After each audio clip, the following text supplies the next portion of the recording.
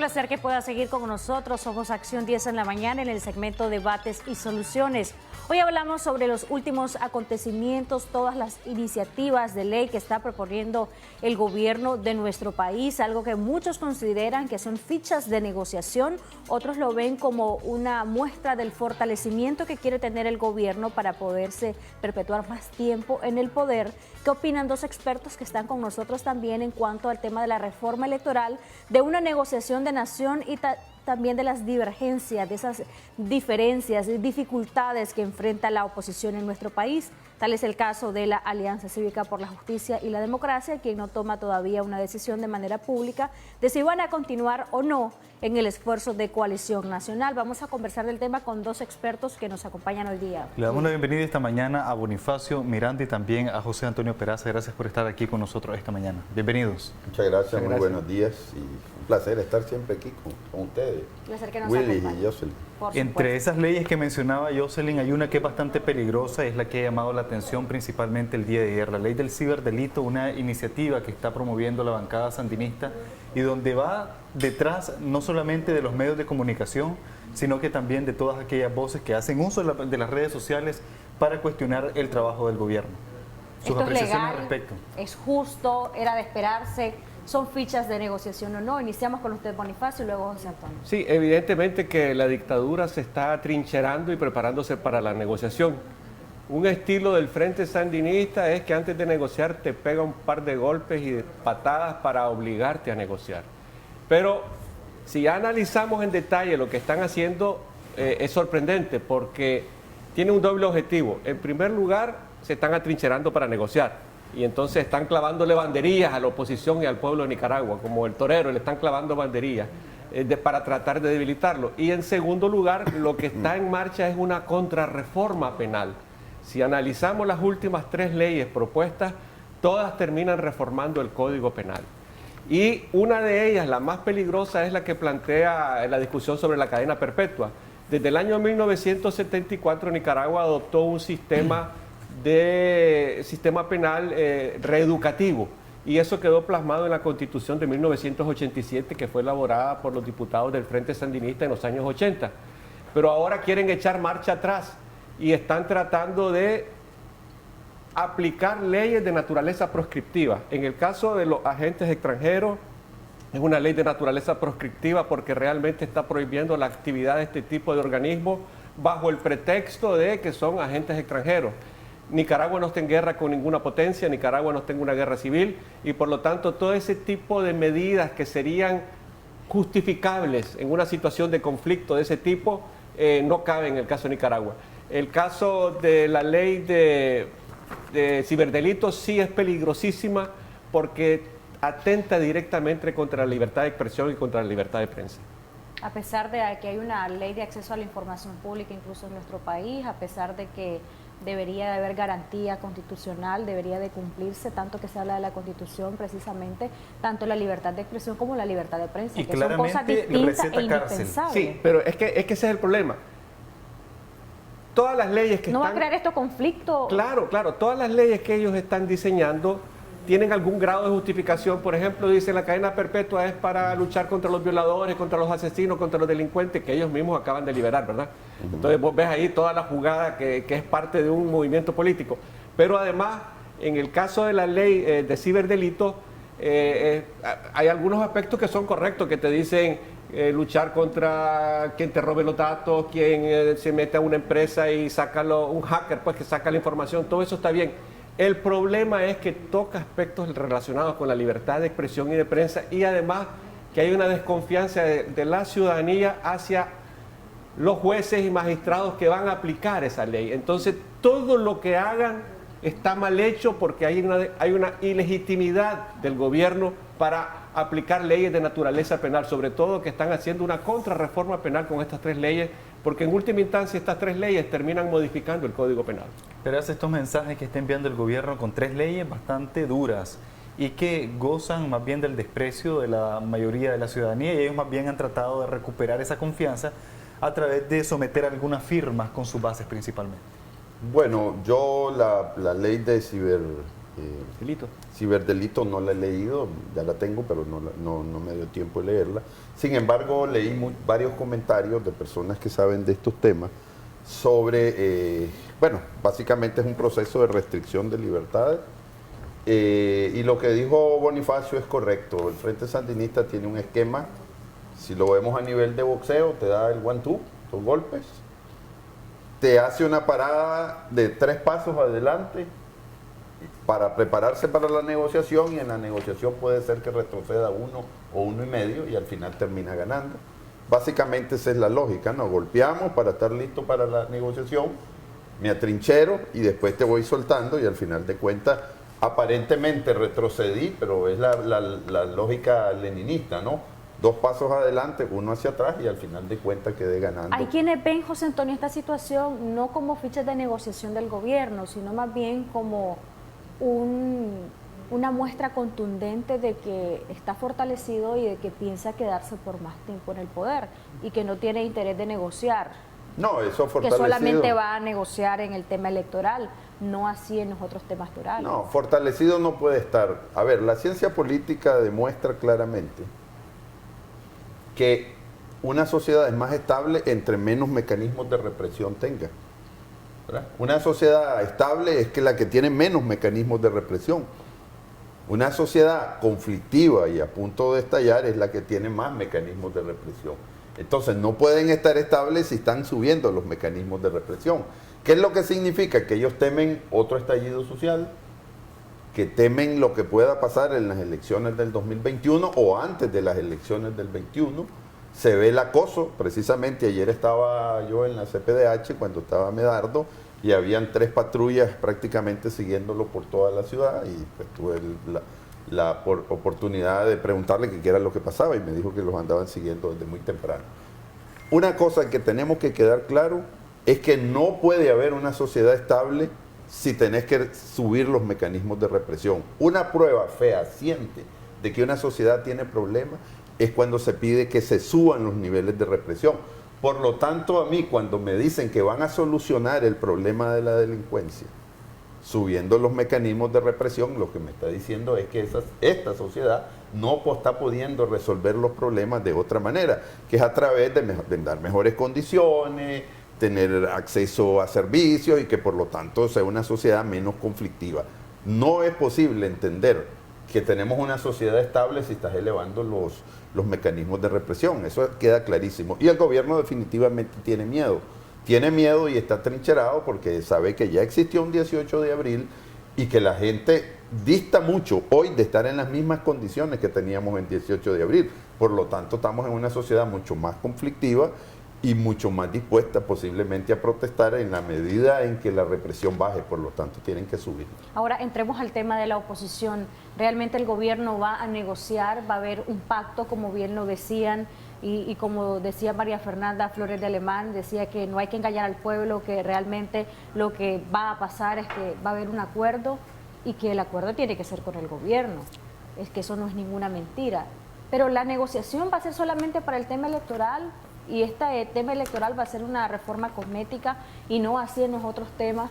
Y lo pregunto también porque muchos consideran que las diferencias de la oposición se convierten en una gran debilidad, por lo cual esta oposición no es tomada en serio ni por el gobierno e incluso por algunos agentes internacionales.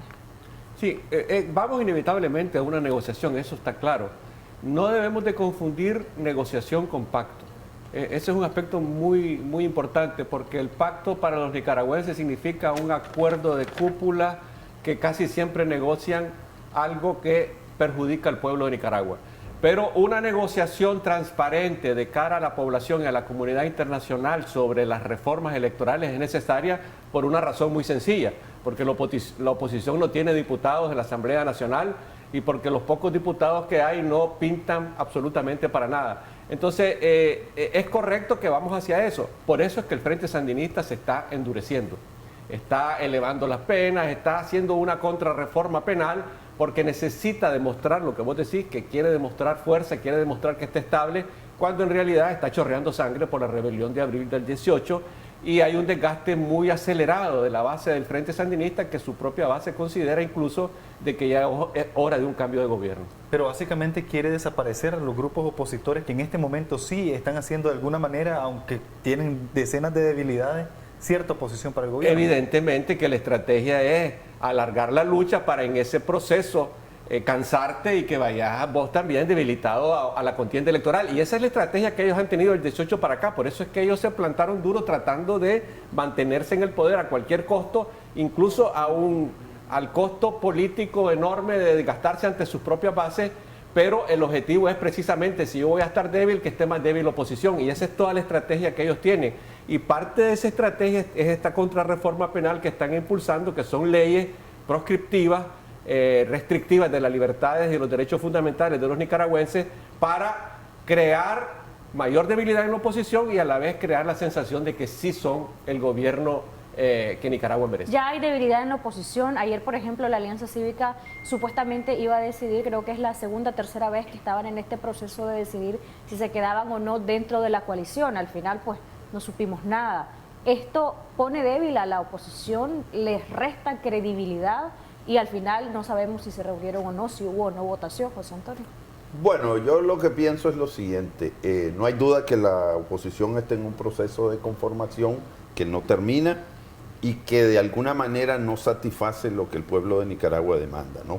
Si uno va a los territorios y habla con las personas fuera de Managua, incluso en los lugares más recónditos de Nicaragua, te puedo hablar de la región autónoma del Atlántico Norte, Las Minas, Río San Juan, lo que la gente en general demanda es unidad.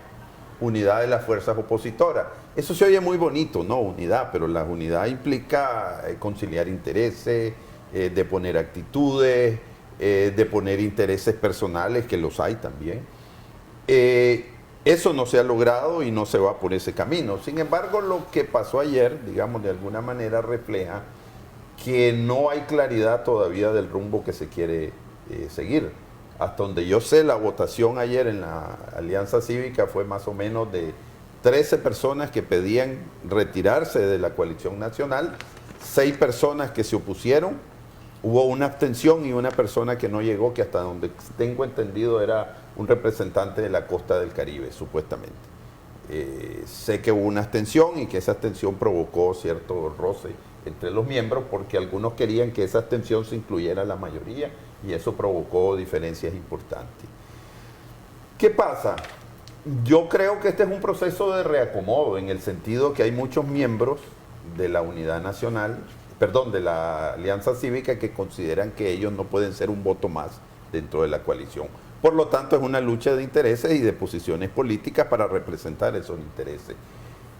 Posiblemente vamos a tener dos grupos, uno que se va a juntar alrededor de la coalición nacional y posiblemente otro que se va a coalicionar con las fuerzas que están queriendo salir de la Alianza Cívica, donde está básicamente los estudiantes, el COSEP y algunos miembros, digamos, importantes de la sociedad civil, pero básicamente son empresarios. Entonces, desde su punto de vista, efectivamente la Alianza Cívica se va a separar de la coalición.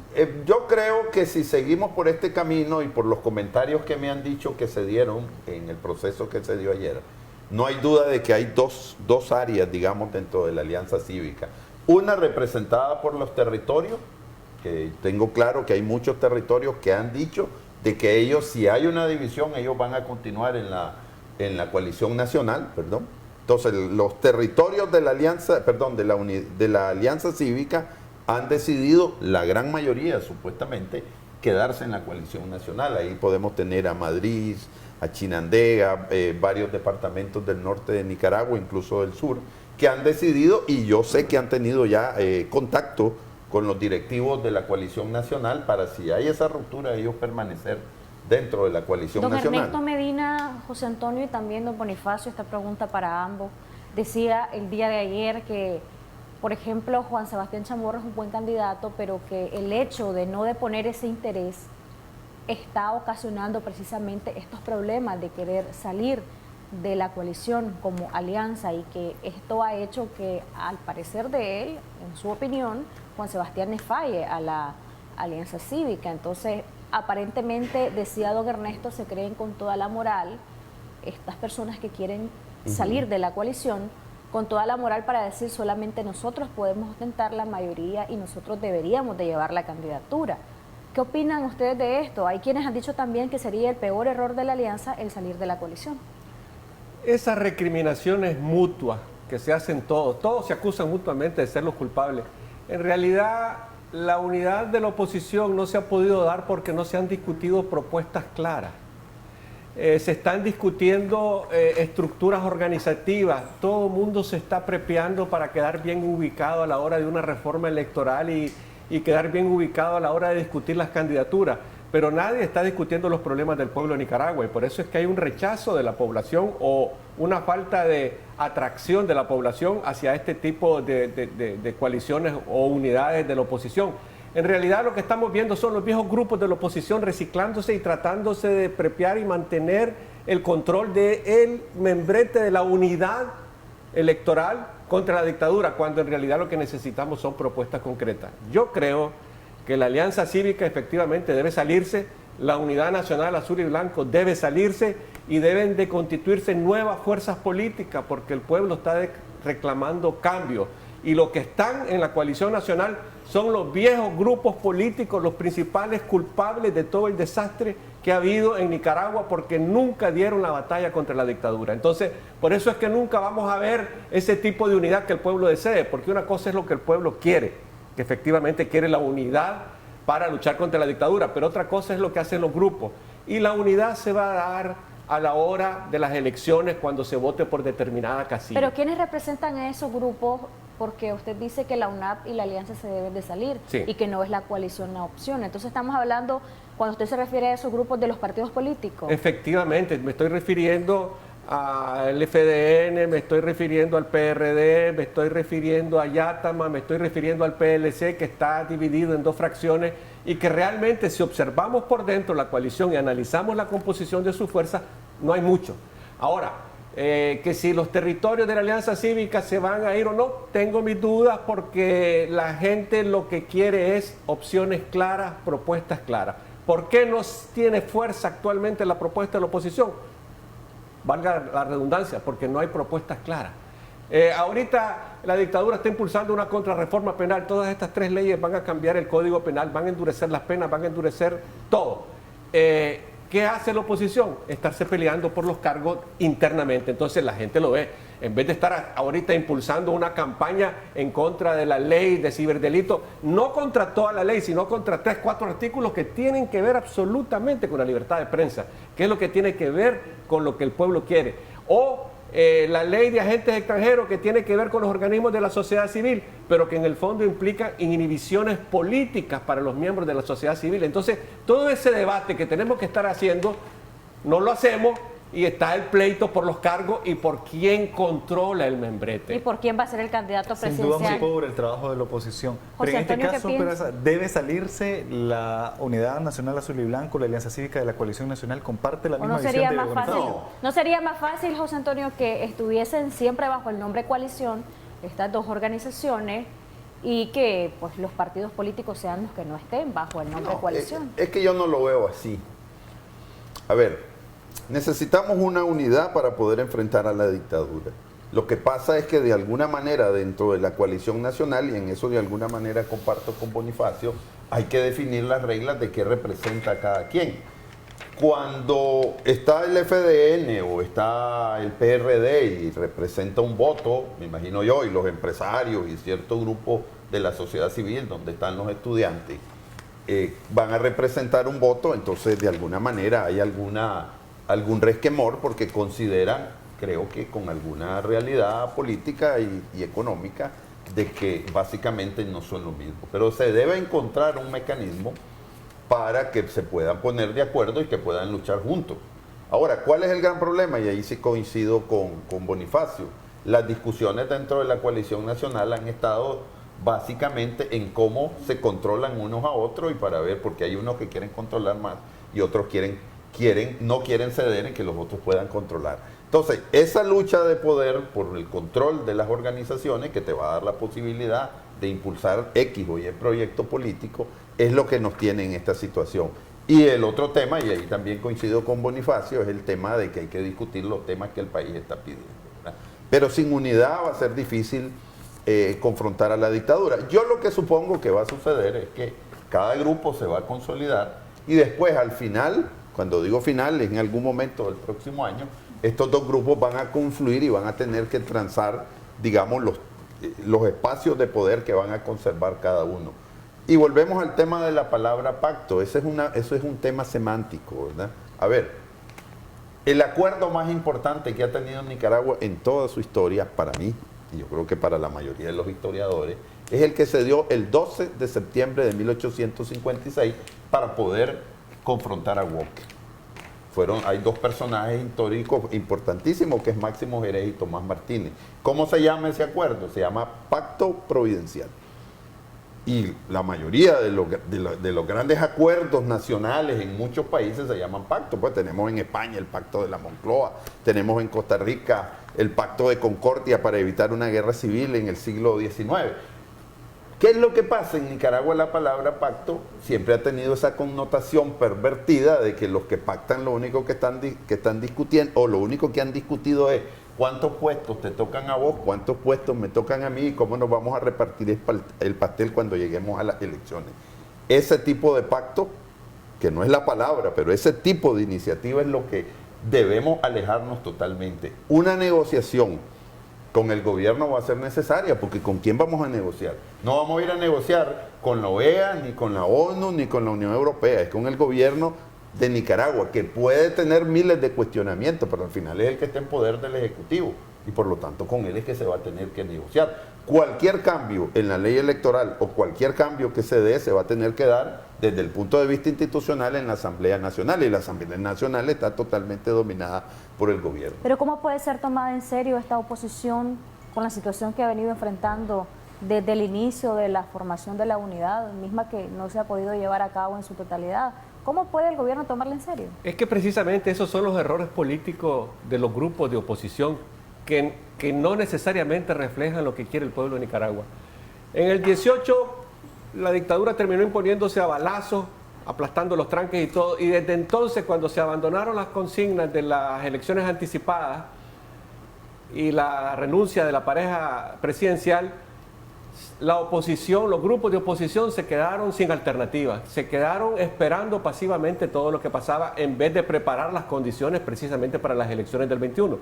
Y para preparar esas condiciones se requiere plantear los problemas que la gente siente: desempleo, carestía de la vida, represión, el problema de los estudiantes, los niños en las escuelas, el peligro que significa la pandemia, muchos problemas, y la oposición no discute eso. La oposición está discutiendo, como bien dijo Peraza, quién controla a quién, y eso la gente lo percibe, lo rechaza, y entonces le da un chance a la dictadura, porque mientras la oposición se debilita por su propio comportamiento político, lo que tenemos es que la dictadura aprovecha para darte un par de patadas, te presenta los proyectos de ley y está preparando la soga con la cual nos quiere ahorcar en las elecciones del 21. Y entonces esto implica que hay que dar un giro. Por eso es que yo planteo con claridad que la Alianza Cívica, que la Unidad Azul y Blanca, que el Movimiento Campesino deben conformar una nueva alternativa política, dejar a la coalición que muera de hambre, que muera por sí sola, y crear una alternativa que sea atractiva, sobre todo porque la gente quiere cambios. Y los cambios comienzan hasta por la conformación de estas fuerzas políticas. Y no hay nuevas fuerzas políticas. ¿Cree usted que los partidos políticos no entrarían entonces en dividir el voto? No, con esta conformación es que creo de yo una que nueva una opción nueva política, fuerza política lo que va a hacer es que la unidad se va a dar alrededor de esa fuerza política. incluyendo a los partidos. Quien quiera sumarse, que se sume, pero si la nueva fuerza política no se postula y le dice a la nación: queremos cambiar esto, estas son las propuestas para cambiar Nicaragua, vengan para acá, sumémonos todos, te aseguro que la gente va a ser Pero firme. el factor tiempo todavía da para eso. No da ya. Siempre hay Porque tiempo. o sea, es que serían los mismos actores que todavía no terminan de convencer a la gente. Sí. Entonces, Siempre hay Los ¿quién tiempo. mismos hace actores creer? con un nombre distinto. Jocelyn, yo pienso que eso es lo que tenemos. Uno no le puede pedir peras al olmo, no, eso es lo que tenemos, esa es la clase política que hemos tenido, no ahora, sino en los últimos 200 años, y nos la vamos a cambiar. A ver, estamos a 13 meses, no hemos hecho ni siquiera un solo cambio para poder ir a esas elecciones, por lo tanto hay que conformar alianzas políticas que ni siquiera sabemos cómo se van a conformar. Eso es lo que tenemos y no van a desaparecer. Entonces con eso vamos a jugar de aquí al final del próximo año, o sea, en el primer domingo de noviembre del próximo año. Vamos a reinventarnos, va a salir una gente de Marte especial. No, eso es lo que tenemos, eso es lo que la base social de Nicaragua permite a los políticos de Nicaragua. Esa transformación se va a dar en democracia, esas discusiones se van a dar en democracia, y ahorita lo que necesitamos es conformar una unidad férrea para poder enfrentar a la dictadura. Yo siempre lo he dicho, no he terminado de hacer los datos, pero si nosotros queremos cambios sustantivos en este país, por lo menos se necesitan 1.500.000 votos, como mínimo, para hacer cambios sustantivos y tener más o menos unos 58, 60 diputados. Se necesita 1,5 millones de personas que voten a favor de una oposición. Eso no lo vas a lograr si vas dividido, ¿verdad? Porque ahí va a entrar un montón de gente que cuando llegue a la Asamblea Nacional va a ser fácilmente maleable. Entonces hay que pensarla bien, quiénes van a ser esos candidatos a diputados. Volvemos a lo mismo, vas a tener que jugar con lo que está. Una vez que ya haya democracia y se puedan discutir todos los temas de reforma electoral, de conformación de partido, de una ley de partido que obligue por lo menos a que empiece un proceso de democratización de los partidos, podemos hablar. Esa cosa mágica de que de repente todo el mundo va a cambiar y la cultura política de Nicaragua, no, eso desde luego no es así, pero lo voy a decir como una imagen, eso está en el ADN histórico de 200 años de desencuentros, de irresponsabilidades, de una clase política primitiva, porque así es, primitiva, la mayoría de ellos, como me decía ayer una persona con la que estaba hablando, mira hermano, si aquí lo que hay son caciques en cada lugar y nadie quiere soltar primitiva, un solo... o que se venden al mejor postor. Por eso, porque son caciques y entonces la gente también, porque la gente los sigue. ¿Por qué? Porque ellos toman las decisiones, ellos resuelven los problemas. Esa manera de abordar el problema político y el problema de distribución del poder dentro de la sociedad no va a cambiar en 13 meses. No ha cambiado la actitud desde el 2018 con todo lo que ha pasado, con 40 años prácticamente de un frente sandinista haciendo y deshaciendo en el país, y lo vamos a cambiar en 13 meses. Tenemos que aceptar la realidad de que esos procesos no van a cambiar. Lo que sí debe haber un compromiso, yo creo que en eso los estudiantes y los jóvenes tienen un papel importantísimo, es que se debe empezar desde ahora, paulatinamente, un proceso de transformación política que nos lleve a cambiar esta situación que tenemos 200 años de vivir. Bonifacio, ¿qué elementos garantizarían que una nueva unidad distinta al nombre Coalición Nacional pudiese funcionar de una manera ética, con verdadera moral y sin estos vicios y situaciones que hemos visto hasta ahora? ¿Cuál sería esa solución mágica para que esta sí pueda funcionar? Sí, es confiar en el pueblo. Mire, yo tengo una diferencia sustancial con Peraza con todo lo que dijo, porque precisamente no es así. En el 18, que nadie se lo esperaba, hubo un cambio total de conciencia de la ciudadanía, una explosión social que cambió este país, y todavía lo que tenemos es la desconfianza que surgió del 18 hacia las viejas fuerzas políticas. Por eso es que tenemos un cortocircuito permanente, porque la gente cambió su mentalidad, no puede expresarse en la calle por la represión de la dictadura, pero no quiere lo mismo. Es como cuando el dicho popular, el que ha sido quemado con leche hasta las cuajadas sopla, ya la gente no quiere lo mismo. Entonces, para mí el problema es que siempre hay tiempo para luchar y para crear esa nueva alternativa.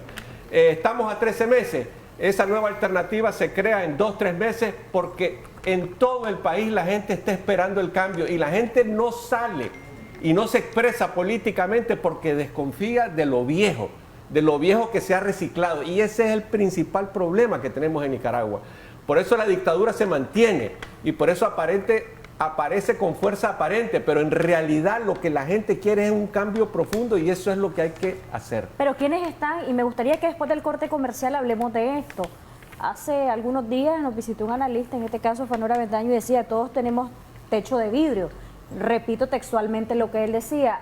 Quisiera que analizáramos quiénes están dentro de la alianza, quiénes están dentro de la UNAP, y si estas personas no fueron partícipes también de algo de lo que tenemos ahora, al acreditar al gobierno, al ser partícipe de negociar con el gobierno, de trabajar con el gobierno, o si realmente no hay ningún pecado que imputarles a ellos. Y si esto garantizaría que esta nueva organización política multisectorial que usted propone, si realmente pueda funcionar. Vamos a regresar con esto después del corte. Ya volvemos enseguida.